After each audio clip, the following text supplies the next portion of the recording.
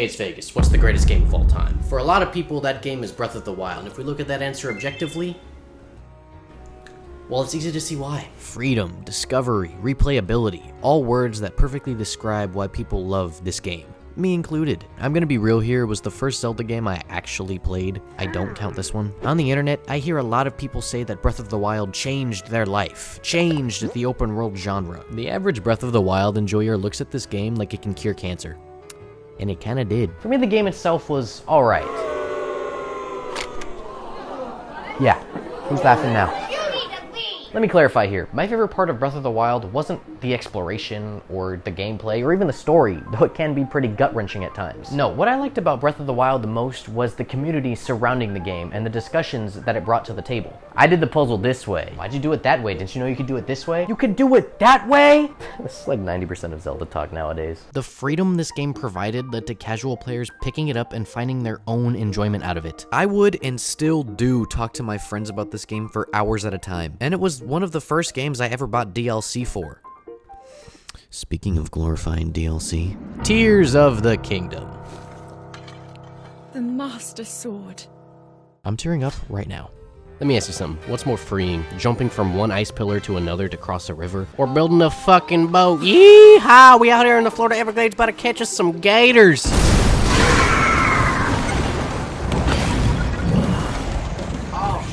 You ever play Just Cause? It's like GTA on crack. Grappling hook, wing suit, ragdoll physics.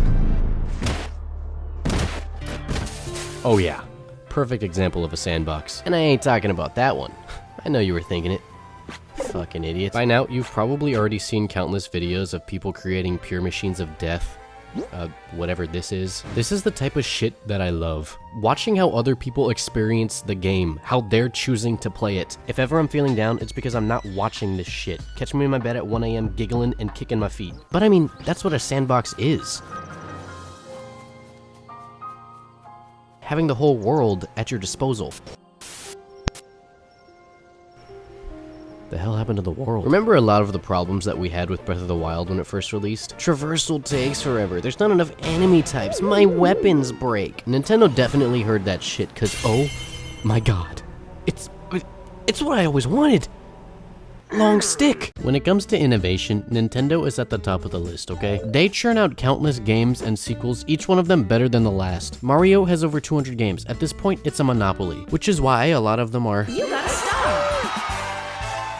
This is why I don't play DK games. And it's not just innovation Nintendo has made, but lasting impacts on the gaming industry. I'm calling it now, the fusibility is a mechanic we're not seeing the last of, at least in the Zelda franchise. I mean, anything can be a weapon.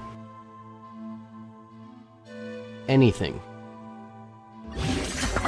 And it's so brilliant because it affects enemy designs as well. Everybody drops their own little horn and you attach it to your weapon and kill them with it. It's great. But like sometimes it gets obnoxious, like what do you need this for? Seriously, every weapon, plant, or just random object for that matter is something that you can fuse or didn't know you could fuse to a weapon for some greater effect. It's fucking awesome. And this actively gives monster parts a use in this game rather than just making elixirs. Like when I found out I could attach a rocket to a shield, it was over. Game of the year. And that's only one of the abilities you get in this game. Ascend, so smart. For the first few hours of the game, I was just climbing up mountains and then I remembered, oh yeah, I could just swim through the rock.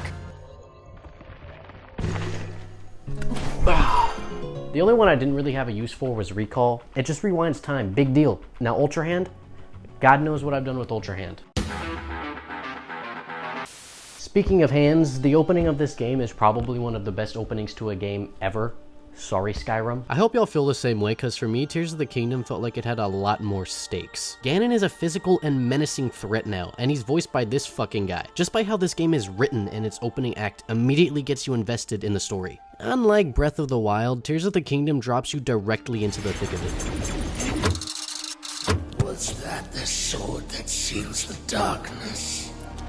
The blade that shatters so easily against my power cannot save you from me. God, that is so fire! Without going too deep into spoilers, Tears of the Kingdom story is just way more impactful than Breath of the Wild. The writing is just so much cooler. Now, I haven't played many of the other ones, but I'd say that this is the most beautiful and grandiose as well. I don't know, maybe I've been watching too many Link x Zelda edits. In Breath of the Wild, you had to visit certain locations attached to the story in order to restore Link's memories. But in this one, you're using Zelda's memories, or rather tears, to gain more insight as to what happened to her. And towards the end game, you find out Zelda makes a choice with pretty big ramifications to ensure Link will be powerful enough to take on the Demon King. These flashbacks were easily my favorite part of the game, and it effortlessly makes us hate Ganon and want to go back to fight him to save Zelda. Ooh, look, a cave. If you went back in time and told me before this game came out that the biggest inspiration for it was Minecraft, I would get a lot more excited. It's just so awesome how you can literally be dropped into a random point of the map and immediately see 5 points of interest in your vicinity. What's that Bethesda rule? All of this just works. No, not that one.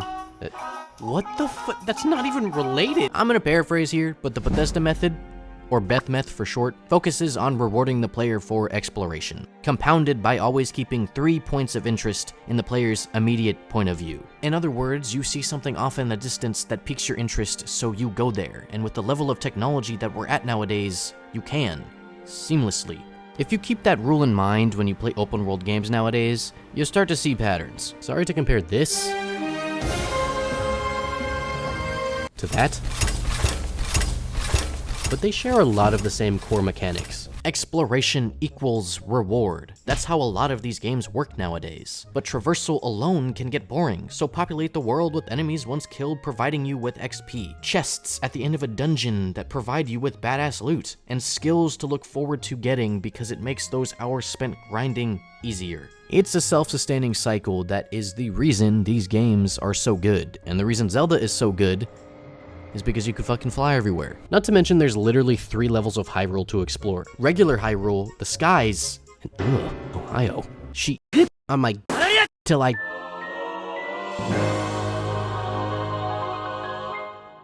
Exploration and discovery in this game is some of the best I've ever seen, and somehow I've still only found 3 Koroks. Look mom, your favorite, Nirvana. The sky was definitely my favorite area to explore, hands down. I love the archaic design of everything. It feels so otherworldly, not to mention the beauty of an advanced civilization so close yet beyond human reach. And if I'm being honest, I don't understand how some of this game works. There can be so much happening on screen at one time, and I'm playing this on a first generation gray, yeah, you heard that right, gray Nintendo Switch. I'm surprised it didn't blow up in my... The unmistakable polish Nintendo brought to this game is, like I said... Impressive, I know. No cuck like you could dare achieve such mastery. You see, this is why Tears of the Kingdom is the better game. This fucker isn't in it. My only real complaint with this game is the implementation of champion abilities. It's so blatantly obvious that Nintendo just wanted to make it different from the first game, so they were just like, ah, fuck it, let them follow you. It's only slightly annoying. I have a friend who hasn't played either next-gen Zelda games, and when I first started playing Tears of the Kingdom, I told him not to even bother picking up Breath of the Wild, and after beating it, do I realize how stupid that sounds. When comparing Breath of the Wild to Tears of the Kingdom,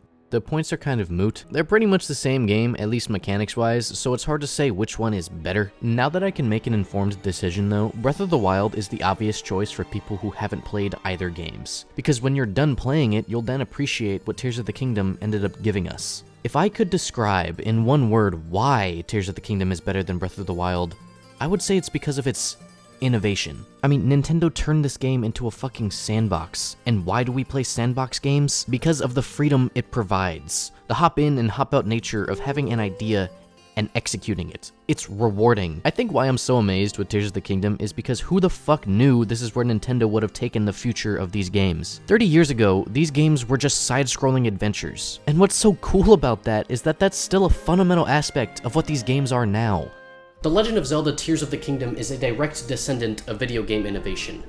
Every Zelda game from the very first one improved with each sequel, and that lineage, that history is intertwined with the very soul of video gaming, leaving me with a growing intrigue as to how these games will evolve in future installments. Future generations at this point. Tears of the Kingdom should win Game of the Year because of what it's done and will continue to do for gaming as a whole.